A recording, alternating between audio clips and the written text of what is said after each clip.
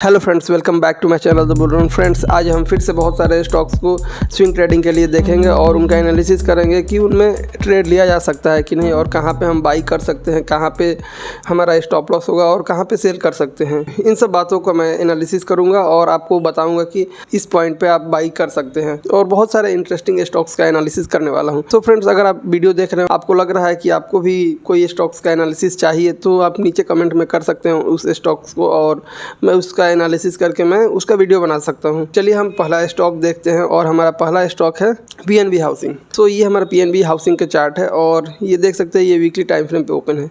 अगर हम इस चार्ट में ध्यान से देखें तो यह एक काफ़ी इंपॉर्टेंट लेवल हो जाता है इसके लिए, क्योंकि इसी पॉइंट से ये फॉल करना स्टार्ट किया था। और अगर देखें तो यहाँ पर जो फॉल करके दोबारा जब गया था, इस पॉइंट को ब्रेक नहीं कर पाया था, फिर से फॉल कंटिन्यू किया और दोबारा इसी पॉइंट पे आके कंसोलिडेट कर रहा है।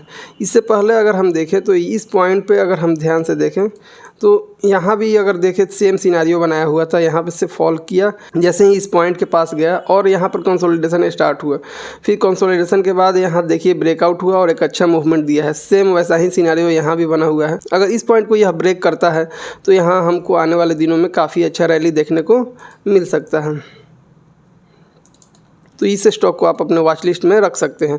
अगर हम इसमें 200 ईएमए को प्लॉट करें तो देखें तो अगर इस लेवल को अगर ब्रेक करता है तो 200 ईएमए के ऊपर भी चला जाएगा और यह स्टॉक अप ट्रेंड में आ जाएगा, और हमारा स्टॉप लॉस इस स्विंग के नीचे होना चाहिए, और टारगेट एटलीस्ट हमको 840 के आसपास होना चाहिए। तो इसमें टारगेट बहुत बड़ा है और स्टॉप लॉस काफ़ी छोटा है। तो इस स्टॉक को आप अपने वॉच लिस्ट में रख सकते हैं और वेट कर सकते हैं टारगेट का। सो नेक्स्ट स्टॉक को देखते हैं। हमारा नेक्स्ट स्टॉक है एनसीसी। सो अगर हम एनसीसी के चार्ट को देखें तो यह वीकली टाइम फ्रेम पे ओपन है, और इसके लिए यह लेवल जो 96 का लेवल है, यह काफ़ी इंपॉर्टेंट हो जाता है, क्योंकि इस पॉइंट से यह बहुत बार फॉल दे चुका है।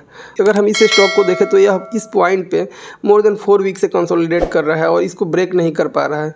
और हम यहाँ पर देखें तो यह मार्केट तो अप ट्रेंड में है, और साथ ही साथ यहाँ पर वॉल्यूम भी काफ़ी ज़्यादा इंक्रीज हो रहा है। तो अगर इस लेवल को ब्रेक करता है तो इसमें हमको आने वाले दिनों में बहुत बड़ा टारगेट देखने को मिलेगा, और हमारा स्टॉप लॉस ऑलमोस्ट 83 के नीचे होना चाहिए। 10 पॉइंट का स्टॉप लॉस होगा हमारा, और हमारा टारगेट मोर देन 30 या 40 पॉइंट का होना चाहिए।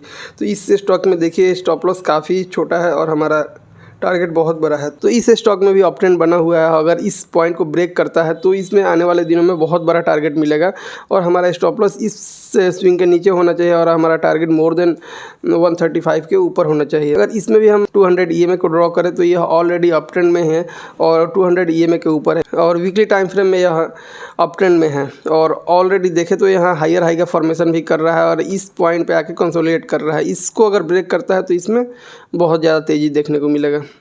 तो नेक्स्ट स्टॉक को देखते हैं। हमारा नेक्स्ट स्टॉक है साइएंट। अगर इसके चार्ट को देखें तो यहाँ भी हम एक लेवल ड्रॉ किए हुए हैं।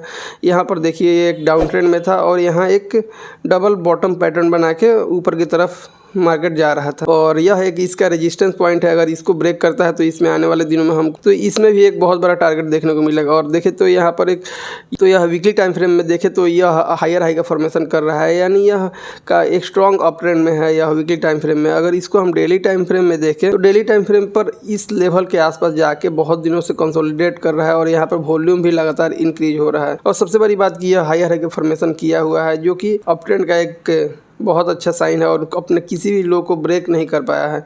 अगर इस लेवल को ब्रेक करता है तो इसमें हमको काफ़ी अच्छा टारगेट देखने को मिलेगा, और आने वाले दिनों में इसमें हमको एक अच्छा खासा टारगेट देखने को मिल सकता है, और इसमें मोर देन 1100 का टारगेट हमको देखने को मिलेगा। सो आने वाले दिनों में इसमें हमको बहुत बड़ा टारगेट मिल सकता है, और हमारा फर्स्ट टारगेट 1150 के आसपास होना चाहिए। तो इस स्टॉक को भी आप अपने वॉच लिस्ट में ऐड कर सकते हैं। अगर इस लेवल को ब्रेक करता है तो इसमें हम एंट्री ले सकते हैं। तो चलिए नेक्स्ट स्टॉक को देखते हैं। तो नेक्स्ट स्टॉक है हमारा टाटा इन्वेस्टमेंट। सो फ्रेंड्स, ये हमारा टाटा इन्वेस्टमेंट का चार्ट है। अगर इसके चार्ट को देखें तो यह वीकली टाइम फ्रेम पे ओपन है। सो इसके चार्ट को अगर देखें तो इसमें 90 डिग्री का ऑलमोस्ट मूवमेंट हुआ है, और ये आपको सबको पता है कि अगर स्टॉक मार्केट में इस टाइप का मूवमेंट हो रहा है तो सस्टेन नहीं कर पाएगा। ठीक वैसा ही हुआ और इसमें ही फॉल देना स्टार्ट कर दिया। तो यह कहाँ तक फॉल दे सकता है, इसके लिए हम यहाँ पर फिबोनाची टूल का यूज किए हैं, और यहाँ पर देखिए फिबोनाची को ड्रॉ किए हुए हैं।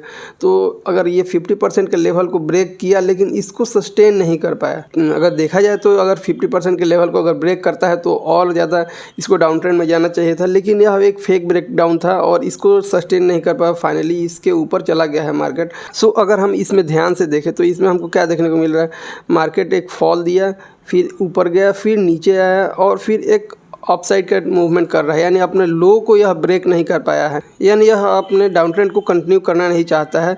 और यहाँ पर ध्यान से देखें तो यह एक डब्ल्यू पैटर्न का भी फॉर्मेशन है। तो अगर यह इसके नेकलाइन को ब्रेक करता है तो इसमें हम आने वाले दिनों में एक अच्छा टारगेट देखने को मिलेगा। पिछला जो हाई था यहाँ तक ये मार्केट आ सकता है, तो इसमें भी अगर ब्रेकआउट होता है तो इसमें भी हम एक बड़ा सा टारगेट देखने को मिल सकता है इस स्टॉक में। तो इस स्टॉक को भी आप अपने वॉच लिस्ट में ऐड कर सकते हैं। तो फ्रेंड्स ये थे हमारे कुछ स्टॉक्स। तो फ्रेंड्स अगर आपके दिमाग में भी अगर कोई स्टॉक का नाम चल रहा है तो आप कमेंट में उसको बोल सकते हैं, मैं उसका एनालिसिस करके उसका वीडियो डाल दूंगा। और नहीं तो वेट कीजिए, मैं आपको बहुत सारे स्टॉक्स का एनालिसिस करके ऐसे ही देता रहूँगा। और मैं सारे स्टॉक स्विंग ट्रेडिंग के लिए देता हूँ और उसमें तो अगर उन सारे स्टॉक्स को अगर ध्यान से देखिएगा तो सारे स्टॉक्स या तो ब्रेकआउट के पोजीशन पे होते हैं या ब्रेकआउट दे चुके होते हैं। अगर ब्रेकआउट दे चुके होते हैं तो उनमें आप एंट्री ले सकते हैं, अगर उनमें ब्रेकआउट नहीं हुआ है तो आप वेट कर सकते हैं। जब ब्रेकआउट हो जाता है तो उसमें आप स्टॉक में एंट्री ले सकते हैं। इस तरीके से आप मेरे एनालिसिस से अपने स्टॉक में एंट्री और एग्जिट कर सकते हैं। और मैं सारे स्टॉक्स में स्टॉप लॉस बताता हूं, तो मेक श्योर कीजिए कि अगर आप किसी भी स्टॉक में एंट्री ले रहे हैं तो आपका स्टॉप लॉस फिक्स होना चाहिए। कि अगर मान लीजिए इसी स्टॉक में अगर ध्यान से देखें तो इस स्विंग के नीचे अगर मार्केट आता है तो यह डाउन ट्रेंड अपना फिर से कंटिन्यू कर सकता है। तो आपका स्टॉप लॉस इस स्विंग के नीचे होना चाहिए और टारगेट हमारा ये है तो ये हमारा होना चाहिए। तो आज के लिए बस इतना ही और मिलते हैं फिर से नेक्स्ट वीडियो में।